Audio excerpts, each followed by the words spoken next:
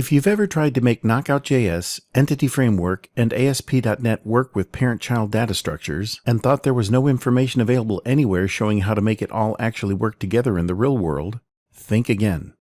Handling a basic flat data model in each technology is relatively simple, but when you try to make them work together with parent-child related data, jQuery validation, alternate database keys, and multi-user concurrency, these technologies don't want to talk to each other. So this training course shows you how to make all the players talk the same language, support what each other need, and get the whole job done right. We'll build the application in layers so you can easily grasp the basics before you're faced with more advanced concepts. We'll start by building the parent portion of the data model, and the database seeded with sample data. We'll also set up automatic migrations so that as we change the data model, the database will automatically update its structure to match it.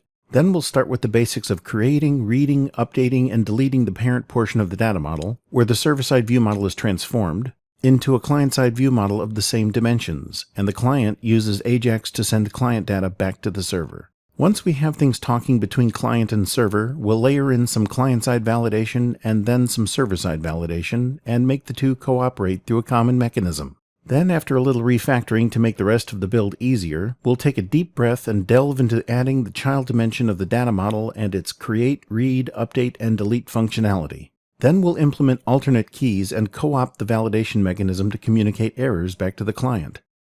And finally, we'll tackle the often mishandled subject of concurrency. I'll explain how the techniques typically used to handle concurrency with flat data models just won't work properly with parent-child data models, and I'll show you how to resolve that problem too.